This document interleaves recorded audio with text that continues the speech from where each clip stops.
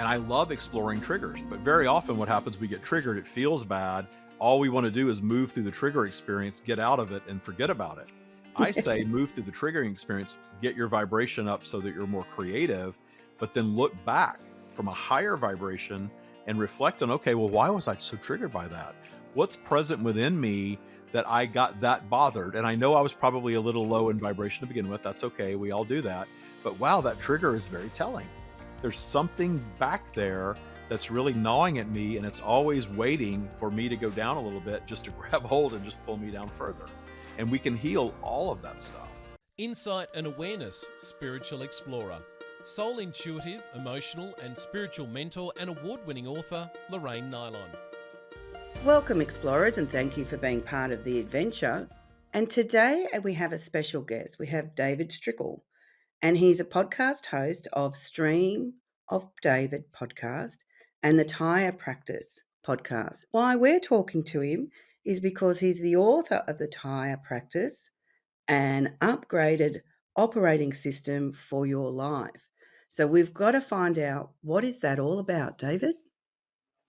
So the practice is basically, I am a channel of source consciousness. We're all channels, I know that, and we all have Yeah. source in us. But I absolutely have spent a lifetime having this sort of inner knowing in my life that I kept hidden for a very long time. And then in my 40s, it elevated to a point where it really drove me to change just about every aspect of my life. And it helped me solve a lot of problems, a lot of childhood trauma, a lot of things that I created as an adult for myself that once were very painful things ended up becoming gifts in this new practice. So I created it for myself. And in 2017, I decided to quit my job and I started a podcast and I wrote my first book, The Stream, Eternal Wisdom for a Better Life, then. And when I did all of that, my intention was to share my channeled message through the podcast and eventually in workshops and things, kind of Abraham-esque if you're into Abraham Hicks. And I didn't want to just copy Abraham, however. I didn't want to just be a copy of something that already came before. I really wanted to make all of this eternal wisdom that so many are sharing, I wanted to make it practical for people to apply in their lives in a real way and really transformative. From that intention, the Taya practice was born. I started teaching an online course. It was called Abundance Breakthroughs. Since I had the podcast, I had lots of people that signed up for that. Their lives were transformed. And within the first 6 months of this little course that I had, the Taya practice just happened. 4 pillars. The whole thing was channeled from source. And I have now had we're over 200 graduates now globally from the program who have significantly transformed their lives by learning to detune their ego. Huge part of what we do. What we talk about all the time is that there's ego and source balanced within all of us. We're an amalgam or duality of all those things. And when we detune ego, more source automatically steps forward. So when more source steps forward, you're automatically a more joyful being. You're automatically a more confident being because you are assured of your well-being, whatever that looks like for you. And it really comes down to just trusting source and trusting the universe. And I know it kind of sounds like the message that's in a lot of religion, but a lot of religion is rooted in universal law. It just kind of gets tainted a little bit when you start attaching, dollars to it, unfortunately. So I started teaching this course and it morphed into the Taya practice. And over the 5+ year period that I was teaching it, I was also writing the book about it in the background. And the reason it took 5 years is because it evolved so much in teaching it to people from all walks of life, all ages, all over the world. I learned so much more in teaching it to others. So I've Yeah. now had people come through my program that have experienced almost anything you can imagine in terms of trauma, stressful events, deep grief, the loss of children, childhood trauma, just anything you can imagine. We've seen it now come through. And in teaching all of that to all these different people, it really formed the practice in a really complete way. So when I felt like, okay, now it's really fully cooked and ready for humanity, we published the book. And I will show you what the book looks like for your visual people. There you It's the go. TIA practice, the TYA practice. TIA stands for Trust Your Abundance. TYA. So trust, I really did come to understand that trust is really everything. that faith part of what they teach in religion, it really is trusting that even when times are dark, even when you're going through some sort of storm in your life, that the vibe is always going to go back up because vibration, is kind of going up and down all the time. And that we can ride those storms out and we actually end up better off in the having of them on the other side if we allow our vibration to go back up. I totally understand what you're talking about because my first book took 20 years, and that's how I wrote it, was I would explore something, run a workshop, explore the reactions and the responses and the questions, explore that, and then it just took a life of its own. I thought I was taking 12 months off to write a book, and it ended up changing my life for 20 years. Sure. So so I totally understand that, and that there's so many layers to everything that when you're trying to understand it, you've got to let yourself build on each layer that you do understand. Yeah, we're not all the same. So when you have a concept or a practice that works for you, it might indeed work for everybody else. But you're right. It takes time to learn how to really teach it and develop tools that work for everybody because we're not all the same. We don't all learn the same. And we certainly No. don't all have the same experiences. Oh, it's like, I could read a paragraph in your book and take it from one angle, and you could read it and take it from another angle, and then Joe could come over and take it from a completely different angle because it depends on where you're at and what your experience is. And I've met a few authors where their books are like living documents that as you come to the information and you read it, then you can come back to the same paragraph, 6 months later, and you'll read exactly the same thing, but you'll understand it from a completely different place. Because you've allowed yourself to evolve with it. That makes a lot of sense to do that. Yeah, Yes. yeah. And because I look at sort of, I talk a lot about resolution and evolution, that you've got to resolve your emotional, we'll say, baggage. And then so that helps you evolve, and then you've got to then explore what your evolution path is, how you feel about yourself and what you've learnt about yourself and how that changes how you experience life after those different resolutions and create the evolutionary path. I love that. Hmm. Well, I you know, that's what you're doing with your people, isn't it, that are doing your workshop, is they're coming in and looking at their staff. Well, that's my understanding of it. Yes, Getting some definitely. insight into, I call it contrast. I know you call it polarity, Sure. but we're talking about the same thing. It's just a different word we're using. Because I say that people learn from contrast. If you can see the good and the bad, and then you've got to make a choice to what you're going to align with. And a lot of the world still operates thinking that anything that's a challenge is bad and we shouldn't experience it. And I talk a lot about labeling things as should not be and how that creates really all of our suffering. Yeah. When you label Well, something that you're experiencing or have experienced and this shouldn't be, and while it might not be our preference, yeah. I always like to say, well, why bother labeling something should not be if it is or it was? Let's just take that out of the equation and let's instead try to understand it on a deeper level. And Yeah. we call that appreciation. And sometimes that gets misconstrued when we say appreciate your transgressors. Well, how can I appreciate, this horrible thing that happened to me and the person that did it? Well, it's not about celebrating them or even necessarily, communicating with them in any way. It really is just about seeking to understand them. And I find so much power, healing power, in seeking to understand my transgressors instead of just judging them or fearing them. And I also throw in there, because I do a lot with trauma victims, childhood sexual abuse and narcissistic relationships. Instead of trying to 100% focus on why they did it, look at what your response and reaction to it was so that you can learn more about yourself. They're going to do what they're going to do. So, and then that can be a healing path as well because we Yeah, get well, and stuck. it's also about not needing them to be any different because you have no Y- control over it. You have complete control, however, over your reaction to it. You're right. Yeah, yeah, yeah. Actually, if there's ever a word that I've wrote a lot about, it's indifference because I class that as the basis of all evil. That you have to be indifferent to the person that you're abusing, judging, whatever it is. You're becoming indifferent to them, and that is the dark force of our world. It feeds off making people indifferent to reality and truth and our natural essence, which, you're calling the stream of consciousness.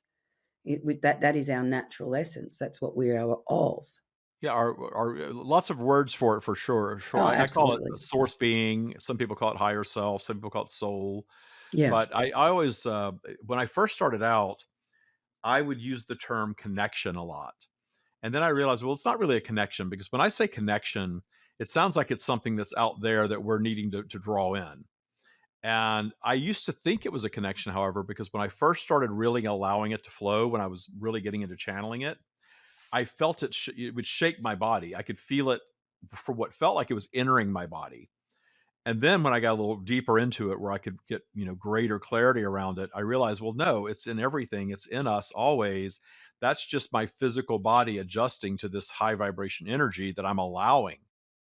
I'm just toning down my ego enough to allow that energy to step forward. And then I'm allowing the thought that goes with it to be spoken by me. And I had to train myself to do that. But my experience with channeling is not some miraculous thing where I was suddenly possessed.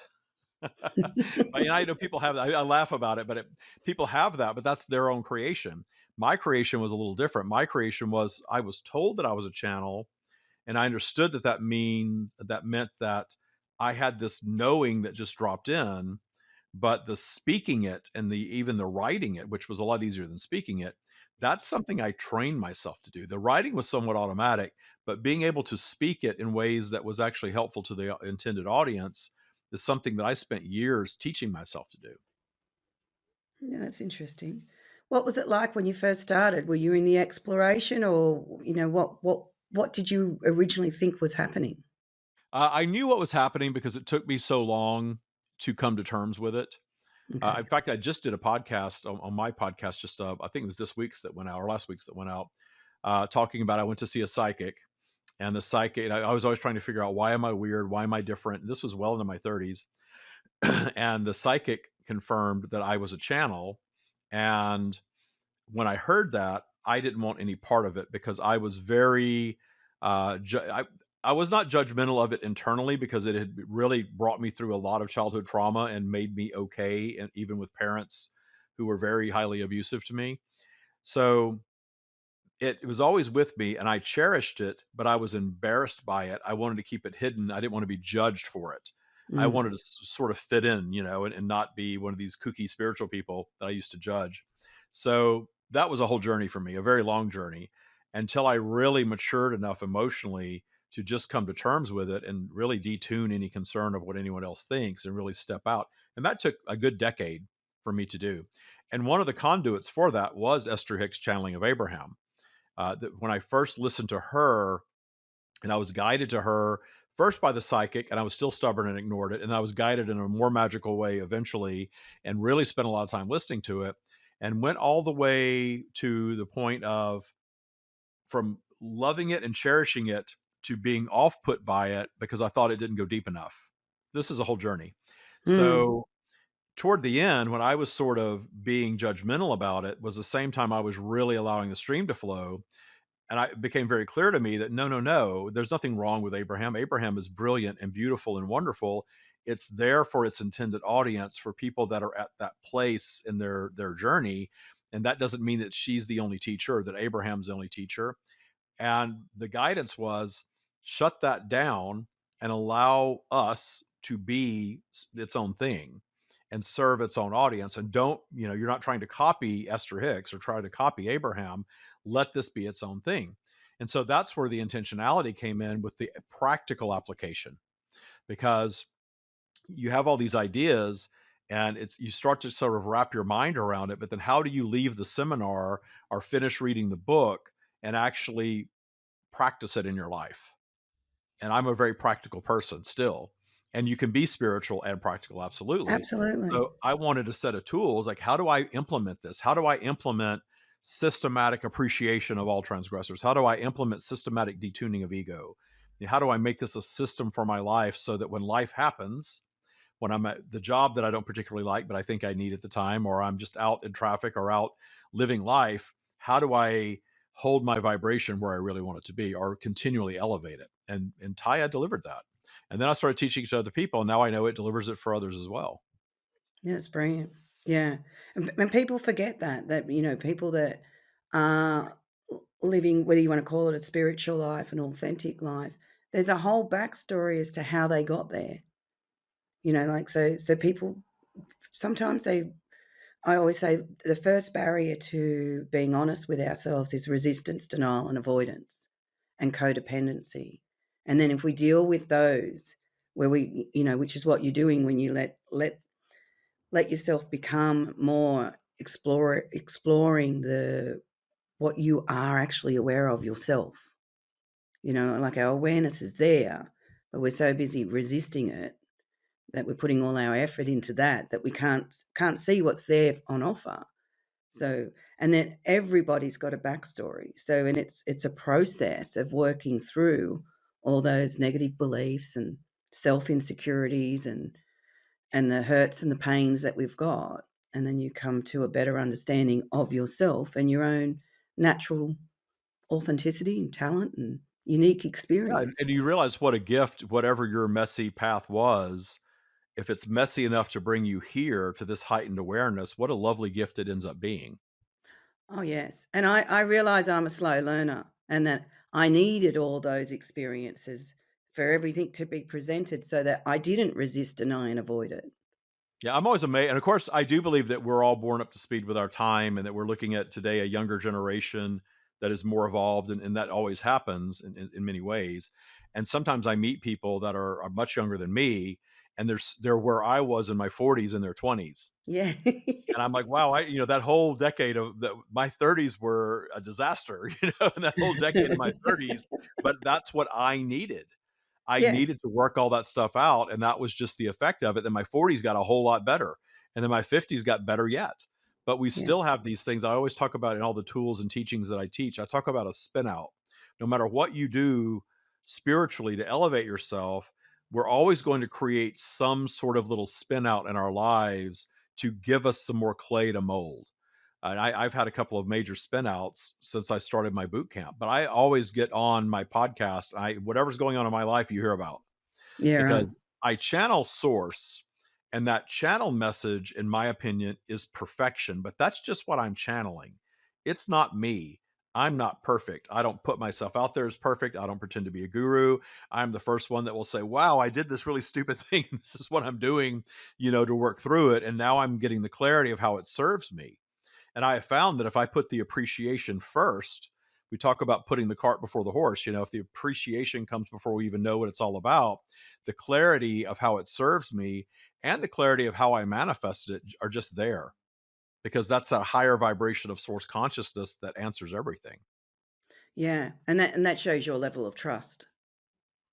It all goes back to trust, right? Yeah, You plugged my yeah. book. Thank you. Well, it does. It does. It really is. It is Yeah, about trust, because when you put the cart before the horse, you're not needing to necessarily heal. And our matrix, like the human collective consciousness, I refer to as the matrix. We believe that we have to heal, and then after we heal, we get some clarity. yeah, But if you put the appreciation up front, then all of that high vibration energy that you're putting around whatever it is gives you such great clarity. If you want to talk about appreciating your transgressors to set them free from yourself, that appreciation without needing or even knowing why you're appreciating it. And it really is just seeking a deeper understanding. yes. What was that person experiencing that they needed to do that with me or to me? And what was I putting out that aligned me with that? And very importantly, doing that without beating yourself up. Because people start thinking about conscious creation, inevitably they fall into a little trap of, oh my God, I manifested this thing. What was I doing wrong? I need to not do that again. You'll hear, cancel, cancel, cancel, and all that stuff, because they're so afraid of manifesting something they don't want. But according to source, there's no wrong way and there's no wrong decision. All of it is a gift of expansion of consciousness. And sometimes we walk into experiences, because I've had clients that have fallen into the despair of, what you just said then, I'm manifesting all this, I'm the source, I'm the problem, blah, blah, blah. But it's like sometimes you've got to walk into an experience and it may not be that you've attracted it, but you needed to witness it because that is going to give you the contrast. And it might help you understand. more of yourself, that I can't align to that kind of whatever it is, judgment, resentment, spite, whatever it is that you're witnessing. So it might be sometimes it's a reminder that you are aware of a different way of being. It's not necessarily that you're calling it in to you know because your energy's not right. You're calling that in, which is a bit of a pitfall that a lot of people fall into. Yeah, and you bring up a good point too, because the term attraction, it's very popular, and we all talk about law Mm, of attraction. It really is conscious creation, and your consciousness, however, is not static. So even yeah, if you're a very good, peaceful person, you're still on this sort of vibrational up and down journey, and the down really is your lower vibration or separation from source time that creates some unwanted things. But the unwanted things, think about our greatest creations very often are these unwanted things. And I always guide people to think about some painful things that you've been through in your life. Maybe not the most painful, don't start there, but think about some times that you were really challenged and you thought things were really bad, and then you came through it. And on the other side, you look back and realize, gosh, that ended up being a blessing in disguise. yeah, We all have them because really they are all that. It's just hard to wrap your mind around some more traumatic stuff. So I always say, don't start with the worst of the worst for yourself yeah, or something that's going on across humanity. That's kind of sabotage when you do that. Start small and build momentum with a practice.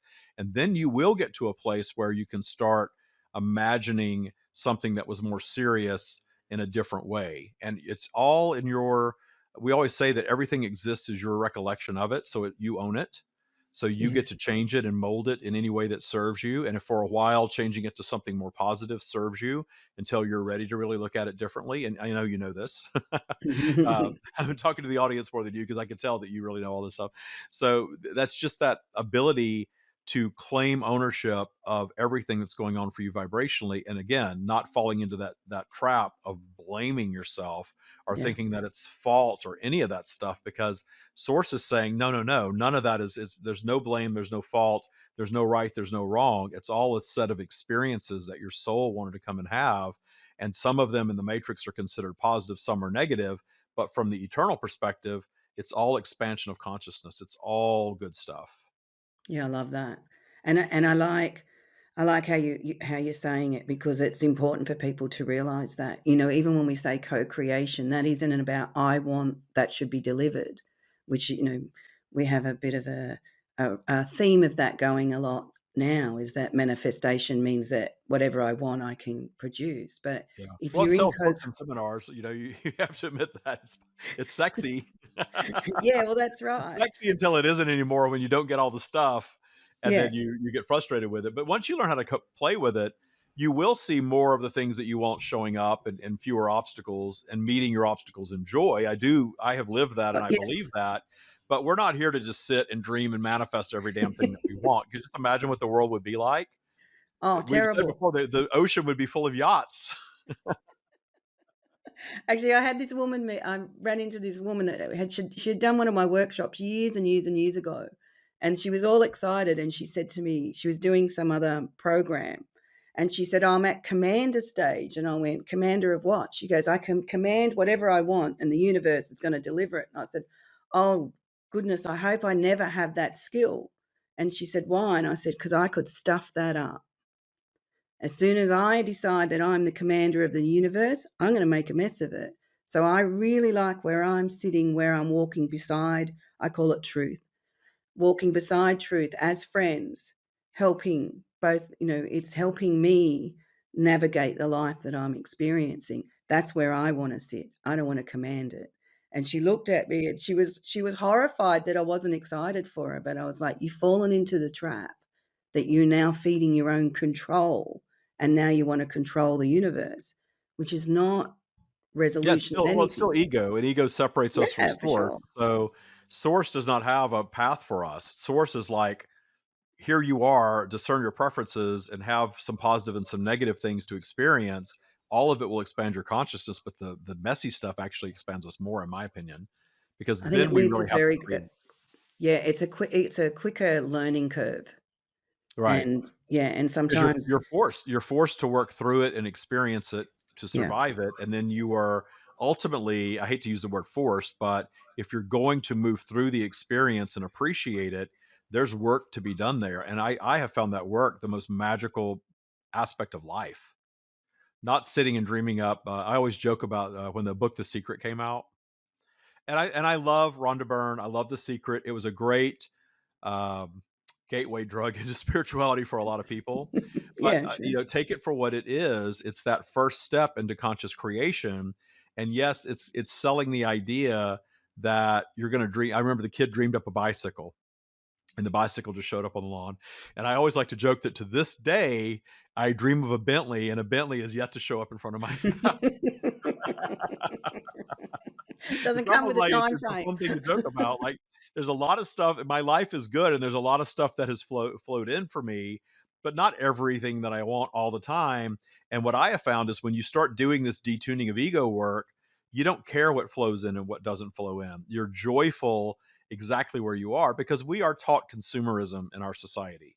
We Yeah, are taught that the next handbag and the new car every 3 years or 2 years and the bigger house is going to make you happier, and I am all for those things. I think have anything that you want, anything beautiful is an expression of source, but don't expect it to really make you happy because there's yeah, plenty of billionaires on Twitter right now miserable complaining about everything. yeah. Yeah, yeah, definitely. And it's looking for what resonates and feeds your soul, whatever that is. And it's never something that you bought from a mall or, a possession. It's It's never gonna temporary be that. happiness, it is, Yeah, and it can give you it's sort of like sugar or, alcohol or anything. We can partake in anything that we want, but if you're using the thing to cover up sadness or to make you or to bring joy in a moment, that's where dependency comes from, and it's never going to be real. And I've dabbled in all of those things, and I still enjoy material things for sure. I don't judge myself or limit mm, myself around that, but I don't expect any of it to make me happy. My source relationship, my allowing of source, the appreciation of all things, very often the smallest things bring me the greatest joy. yeah. And there's that appreciation, isn't it? Like, appreciation too is when you understand what it is, like the concept or the actual experience. That's what appreciation allows you to express. Because I often talk about, like, I call them core essences, so the essences of our soul. One of them is appreciation. There's 26 of them that I've written about, and I always use the example, if someone shows an act of kindness and you appreciate that kindness, the kindness is the frequency of it is larger now because Mhm. you've got appreciation and kindness You've fed together. it, right? You've given it life and you're Yeah, expanding it. You're right. yeah. So I'm gonna And ask you the also we question. we we give life and expand things that we don't want very often in this life that through judgment and fear. The Yeah, things that we judge and we fear and the things that we think we have to harshly judge that are happening, especially external from us, it's almost like there's so much evidence that it doesn't work, yet humanity seems to double down on that. We've got to denounce it, we've got to push against it, we've got to protest, and then it doesn't change, and the yeah, system doesn't change until we change, and then when we yeah, change and we stop paying attention to all of that stuff, it exits our reality. And again, in the matrix, you're taught, well, you have to be informed, you have to be out there, part of it, you're part of the problem if you're not the active solution. I believe the solution is energetic first, like all things are. So appreciation of someone else's experience without judging it is going to do so much more for them than sitting and judging and saying, gosh, they shouldn't be experiencing that. That's awful. yeah, yeah, I get that. And you write about detuning fear. So what do you mean by detuning fear? Well, fear has its place, and our ego certainly is a mechanism of preference, and we don't want to be chased down and eaten by something. That's really where that came from, right? Well, as we've moved through, not just community and industrialization, all these things, our leaders have harnessed that fear and amped it up to control us. That's Mm. what I call the matrix, and that's present in religion, government, borders, boundaries, Even classifying us by advertising. right, and it's fed to us Advertising in lives on it. advertising constantly. If you don't buy this thing, you're going to die, or you're gonna be worse off, and there's so much fear, it's so pervasive that we're all indoctrinated into this matrix of fear and judgment. And judgment is just an aspect of fear. So let's just break it down to fear. So, how do you detune fear? The antidote for fear is trust, trusting source, trusting the universe. And I say trusting your abundance. So it doesn't matter how you describe that, your version of well-being. Trusting your abundance doesn't mean abundance of Range Rovers and Lamborghinis. It can, but generally it's your well-being that even if a storm comes through your life, just like in nature, the storm's going to come through, it's going to clear out some brush, and then the sky is going to be blue again, new life is going to spring forth. That happens in our lives. It's just everything is this sort of wormhole of creation. So what happens to planet Earth happens to us as well. So when we have a storm that comes through our life, it actually makes us stronger. I had a tree that wasn't in the house. It was a fig tree, and it was flopping over. And I went online to see how to stop that from happening. It said, put it outside, let it live outside for a while, because the wind will make it stronger. Oh, The yeah. wind, the resistance of the wind will actually make that tree stronger and a healthier tree. I was giving it an easy life in my house. Maybe my French bulldog needs to go live out. I'm just kidding. I won't do that to her. She's pretty spoiled. So that's the storms that come through. If they don't end us, they do make us stronger. And if they do end us, I believe we're eternal beings. You're having a very temporary experience in a physical vehicle, and not to even be afraid of that. Yeah. Yeah, I agree. And I've when I wrote about fear, there's two types of fear. There's the fear that we conjure, which has a lot to do with our own judgment of what we think should be happening and what I should have, and or our fear of being put into an uncomfortable situation or being ostracized from a group that we want to be aligned with. And then there's the real essence of fear that comes from our soul, which tells us to get in reality now. This moment, you need to get in reality. You need to be present. So when you feel that fear, it's like get present into whatever is occurring. So it's like a signal. The other is just taking you further away from who you naturally are. Yeah, it's that ego. I think we talk about the same thing, but I'm always talking about ego Yeah, overshadowing source. And source is about appreciation of the now. And when you're reflecting on the past, finding appreciation for the past, but then understanding that you're just playing this sort of movie in your mind over and over again. And how is it really serving you? If it's a positive memory that lifts you for a moment, that can be beneficial if you feel a little down. But if it's something that's taking you down further, it takes some work. Absolutely, you don't just flip a switch and start this. So that's why we have a practice. But training yourself to not allow yourself to go sliding down your vibrational spiral because you're reflecting on this memory. And by the way, when we have that baggage, I call those things transgressors. That's always there. Your mm, judgment of those transgressors is in your subconscious playing in the background 24/7, and you know it's there because when you're going through a lower vibrational period, what happens? We get triggered. And I love exploring triggers, but very often what happens, we get triggered, it feels bad. All we want to do is move through the trigger experience, get out of it, and forget about it. I say move through the triggering experience, get your vibration up so that you're more creative, but then look back from a higher vibration and reflect on, okay, well, why was I so triggered by that? What's present within me that I got that bothered? And I know I was probably a little low in vibration to begin with. That's okay. We all do that. But wow, that trigger is very telling.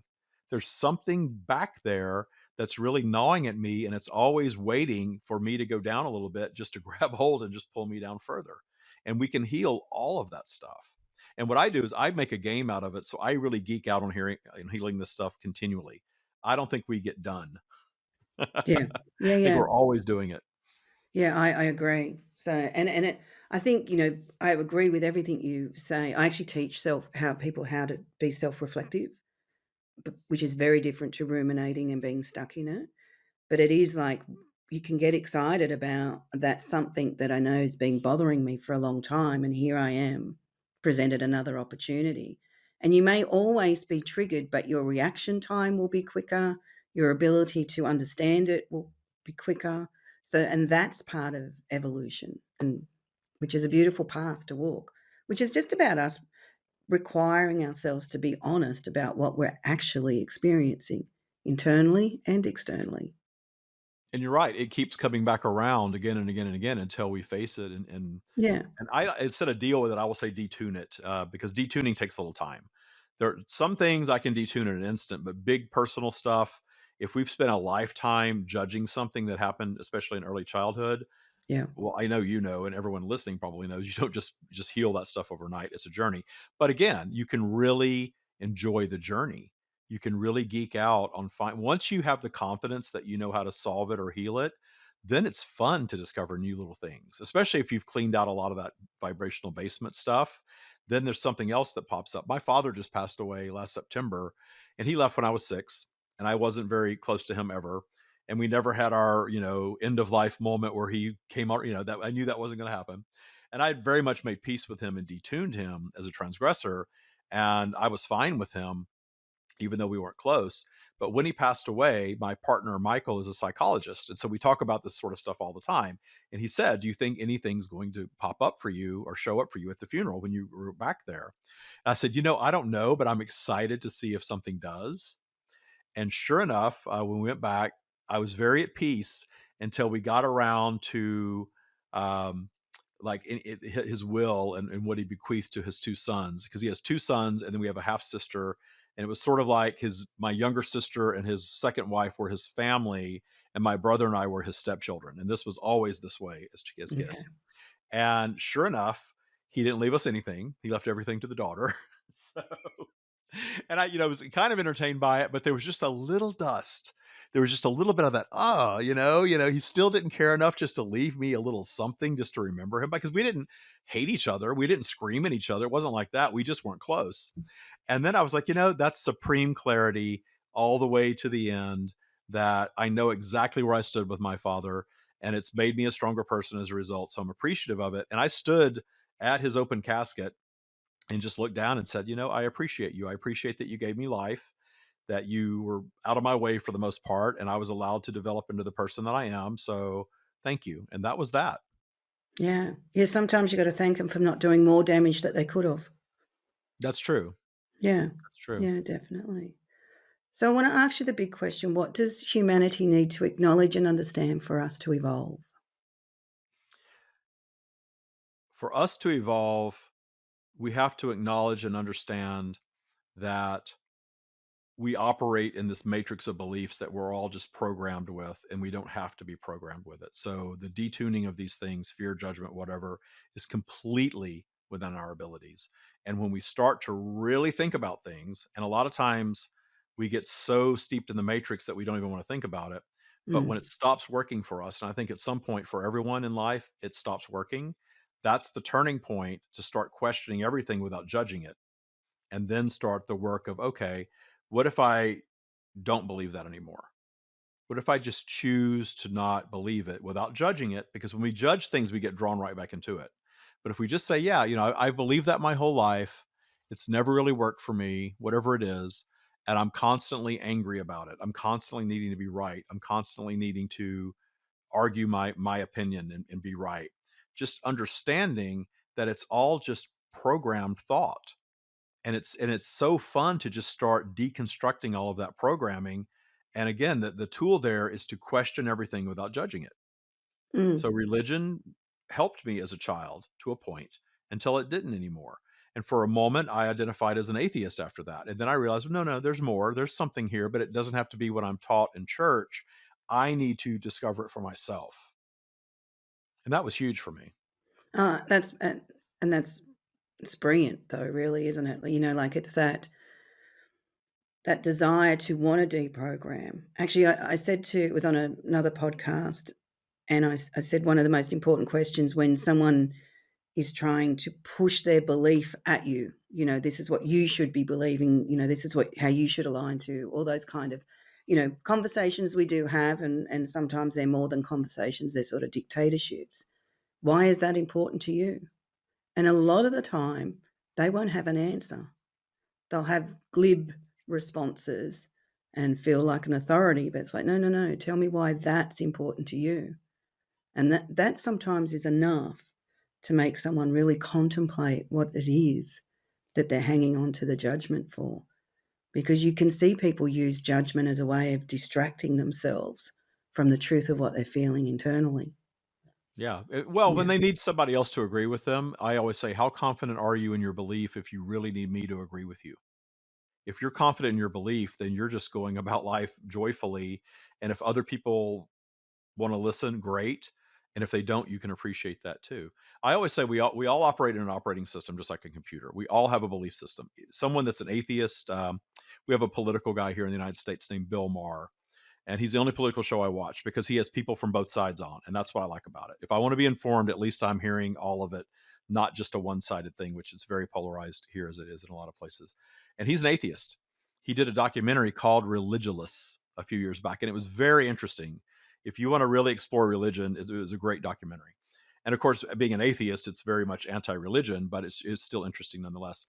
But I watch him, and he says he's an atheist. He doesn't believe in anything, but then he gets really into politics, or he's really into his own ego about his show and his notoriety or something. So even an atheist that says they believe in nothing believes in something. Even a scientist, we all believe in something. If we don't Mm. believe in anything, we don't have a human operating system. And I think we're not very functional if we don't have some sort of a belief system to run in. And here you and I are both in some sort of spiritual belief system. But I acknowledge, and I'm sure you do as well, that we trust our beliefs because we've proven them to ourselves, but it's still a belief system, and it's okay that it's a belief system. I can't Mm. tell you 100% that source exists as I believe that it does. I think what source is to me is just an intelligence that creates the entire universe. How could there not be an intelligence behind our creation? Who created an eye? You think that just happened from water and sand and air? Of course not. So there's some design behind us. We don't fully understand it, but obviously we're Yeah. designed. There's some intelligence. I just blanket call all that source, and that's what I believe. And maybe there's something else that I don't know what it is yet, and I'm not. I don't need to know it, and I'm okay with that. But that's my belief system, is that there is source. I know that when I think positive thoughts and I'm higher on my spiral, my day and my life go a lot better. And Yeah. so I'm going to continue to double down on that. And I witness lots of other people now that when they take that into their belief system, their lives get better in every way. So why not choose a belief system that works in harmony with universal law instead of one that is always scaring the hell out of you? Yeah. We're intelligent enough now to choose our own belief system and realize that they're Yeah. all chosen, and we can work with one that is simple and really works with vibration, because that seems to work. But I'm always about, take this and prove it to yourself, not because I say so. I'm not your guru. I'm giving you tools and ideas, but go implement it, prove it to yourself, and then decide what you want to do. Yeah. It reminds me of a story of one of my daughters when she was only about 7, and I gave them permission during their schooling to explore different religions, like, so people once a week would come in and talk about their religions, and this my daughter was like, "No, I don't wanna do it." And I just said, "Well, you know what? Go and have a listen, and then at least you're making an informed decision about what, you're only 7, you've got a long way to go." And she had one that was, came in with the fire and brimstone, and "Yous are all gonna go to hell if you don't," and they're 7, mind you. And she put her hand up and she said, "I don't know who your God is, but mine's not that nasty." And I was like, "Oh, this kid's got it." She that was just Now her let's get her natural out of here before response. they Yeah, yeah. "I don't know who yours is, but mine's not that nasty." So, and I've always said we've got our own unique paths. We've got our own, whether we use the word connection, but that flow of consciousness is unique to each person, and we are gonna have these journeys, and whether you call it spiritual or self-awareness or, self-development, whatever it is, we're all on a journey to understand ourselves better. I love that. Yeah, and it It's keeps it interesting you simple, and brought then your that daughter way, up if too, you're because in, because you're doing it, you're naturally doing it, you're in the exploration, you're not saying, "This is how it 100% works." You're going, "I understand this little bit here, and I know there's this amount." yeah. And when you stay in those kind of concepts, then your ego can't have a lot of room to move, because you're already telling yourself, "I'm exploring this, and that's what this life is about. And these are the things that resonate with me. They hit me on the core of my being, and I can trust that." And away you go. And that exploration is so satisfying because Oh, you're opening yourself up to other things. And just like I had an experience similar to your daughter because I grew up in the South in the United States in Louisiana, and Southern Baptist is the hellfire brimstone religion here, probably there too. And I didn't grow up in that religion. I grew up in the Methodist church, which was very low key. You show up, you sing a few hymns, you hear a little, beautiful room, beautiful sanctuary. You kind of do the same thing every week. You eat some covered dish food and you go home and you're good. And it was really a nice way to be. The religion was really nice, at least when I was in it. It wasn't political. It wasn't all this stuff. And then part of my family started going to the First Baptist Church, and that was the you're going to burn in hell and swinging the Bible in the air, and this is you're going to burn in hell for this and burn in hell for that.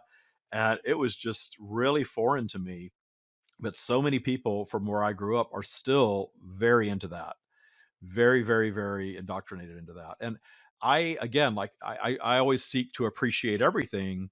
So my appreciation of organized religion is it gives you a framework to live your life. And if you have kids, it sort of indoctrinates them into a behavior, and it's social. People, yeah. it was the nicest building in my hometown was the First Baptist Church, and it had a fitness center, all this. There's a social aspect. So it's just trying to appreciate that as we're getting wiser collectively, there are still people that are really doubling down and choosing that, but that framework works for them. And I think the more we just appreciate them, the more that's not really infiltrating our existence unless we allow it to. Yeah. I look at it as just respect.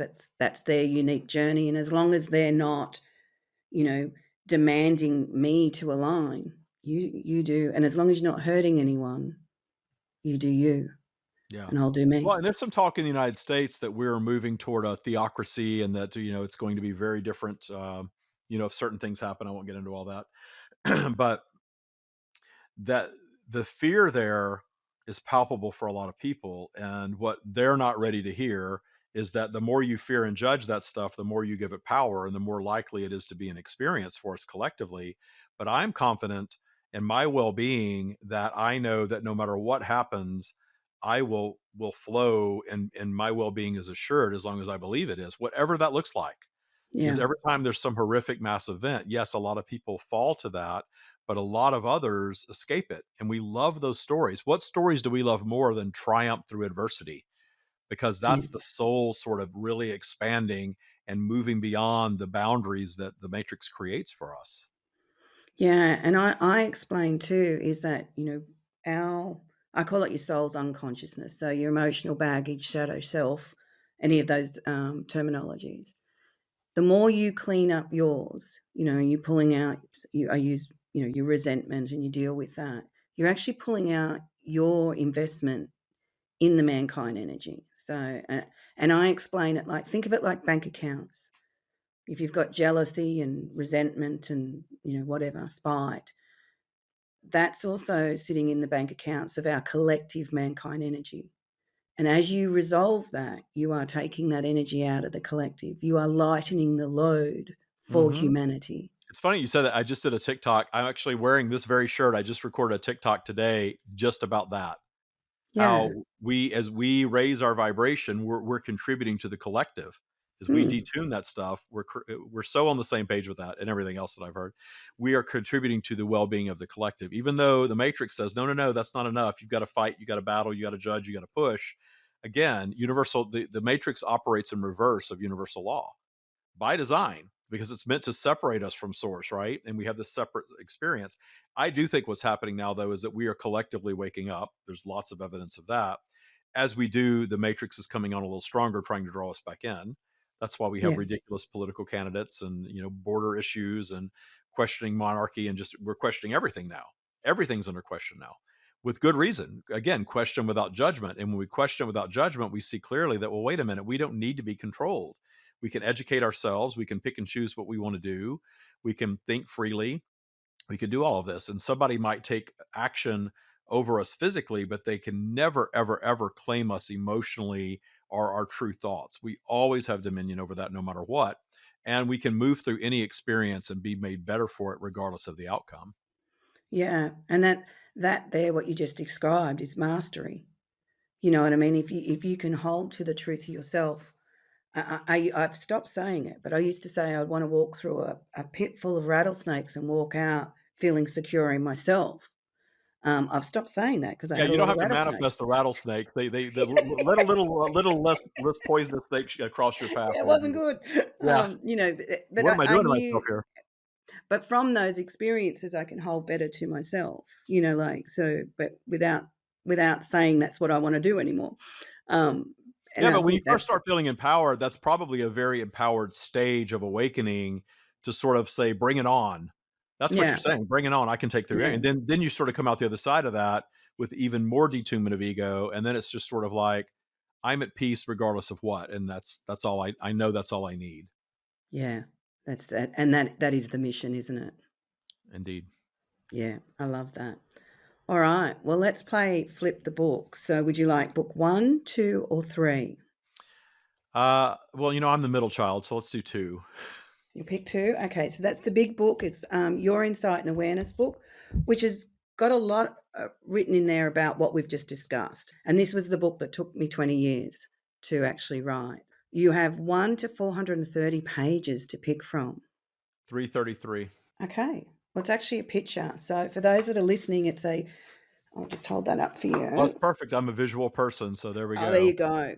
So that is a lady falling. She's got her stream of consciousness is beside her, around her, but she's not of it. So she is actually falling into a pit, a spiral pit of what I've referred to as a soul's unconsciousness. The caption is when you are operating from your unresolved emotions, you fall from grace, separating from your awareness of your soul and disassociating from feeling the truth of your own energy. It is your fall from grace that allows you to experience and explore the truth of the energy of your soul's unconsciousness, which is part of the natural process of resolution and evolution. Well, isn't that the perfect quote for everything that I talk about? Yes, The I how think it is. the low stuff is really the good stuff, and what I saw in that picture is she's falling into that pit, but the look on her face was a joyful, confident look that she's trusting that experience is going to expand her. Yeah, I and didn't I'll see show you the fear. next Whoever illustrated that, there's no fear for me. I didn't see fear. It was like, here we go. We're experiencing something, and it's an adventure. So that's a and I great could, great choice. yeah, it is, and it's a set of three. So the next one is for our listeners is a lady that is laying in the spiral, just a splat, and just like just laying there. And if you stay there, you sort of end up in that victimhood energy. You know what I mean? And it feeds your ability to Well, that's stay. when you're labeling this shouldn't be happening, that's what holds you there, and when you stop Yeah, labeling it shouldn't be happening, you sort of naturally rise, so I love that. yeah, so true. And then the last picture is her holding on to grace, which is, actually, I'm going to get you to explain what grace is from your version. And she's absolutely looking triumphant, and she's moving up away from, but she's only got there because she's dealt with her stuff. Yeah. Well, Yeah, that's that high vibration of source space that I call appreciation of all things. And we have that in us all the time, and we can all do it. Again, think about how much our matrix of beliefs teaches us not to appreciate so much. And when you're up there, you can really feel what appreciation of all things is, and that is pure source. Because yeah, source is the creator of all things. Source isn't judging anything. So when we let go of all of our fear and judgment and authentically appreciate everything, we are an expression of source with void of ego in those moments. It's always going to return on some level. But when we can get those moments and start experiencing that more and more often, we become much more joyful beings. yeah. And for me, that's what grace is that space where you're in the exploration and you're living, expressing and experiencing your unconsciousness, the energy that's holding you in that lower vibration. But when you have that grace, you realize it's an exploration and you can go somewhere with it. You can learn from it. Hmm. And that's what grace gives us. I'm just Yeah, going to it's do the something appreciation early. of what we just experienced when we were lower and what a gift it really is. I love Yeah. that. Yeah, I love that. Actually, I've got We'll just play now. We'll just have a little play. I'm going to, 1, 2. There's 9 paragraphs written about appreciation. So could you pick a paragraph 1 to 9? Well, we've done really well with 3, so let's go with 3. Go with 3. Appreciation comes when truth is valued and expands as you comprehend the significance of your own ability to resolve beyond the confinements of oppression. Appreciation stems from knowing that every moment offers potential. Feeling gratitude for the uniqueness of your own experience of life and for the presence of others enables you to accept your own potential. When you appreciate that you have potential, you support exploring your own truth, guiding yourself to resolution and evolution of your soul. Yeah, that's that source energy that is the healing and solving of all things. And that appreciation energy is source. So that appreciation energy, when applied to any topic, is healing energy. And again, I know we're taught you're not allowed to appreciate your transgressors. You can't do that. You've got to continue to judge them. But we only prolong our own suffering when we continue to judge. And instead, that appreciation, really, you could get it through deep understanding. That's the easiest way I can describe that. Let me understand this transgressor from a higher level without judgment. And then that the judgment and the fear and all of those lower vibrational emotions just sort of melt away, and then you're in that space of source, and then all of a sudden you feel differently about it, perhaps than you've ever felt in your life, because you're allowing yourself to think differently. And that's when you realize how much dominion you have over your own thoughts, and how incredibly healing that is. That, hey, I don't have to judge that, I don't have to fear that anymore. It's something that I experienced, and the more I think about the wrongness of it, the worse I feel. And when I just think, gosh, it's something that I survived with nothing else, that feels a lot better. And what were they experiencing that they were in such a low vibrational state that they were party to this? And I was somehow matched to that, but I know now that it wasn't about my fault or blame. It's just something that I experienced and I moved through. I survived it. And I'm healing from it now, and I feel that healing energy. And I know that I don't have to go back to that judgment and fear place of it again. I don't have to label it should not be anymore. I don't have to fear it anymore. I And we love can do that. that with everything. Don't try to do it at once, but we can systematically sort of just explore and gently move into the vibration of just doing that as a practice on everything. Yeah, and that changes your world. Indeed, it does. Yeah. I want to thank you, David. I've really enjoyed the conversation. I believe we could talk all day. I think so. We're both geeks about all this stuff, and I love geeking out on it. So it's Yeah. lovely meeting you.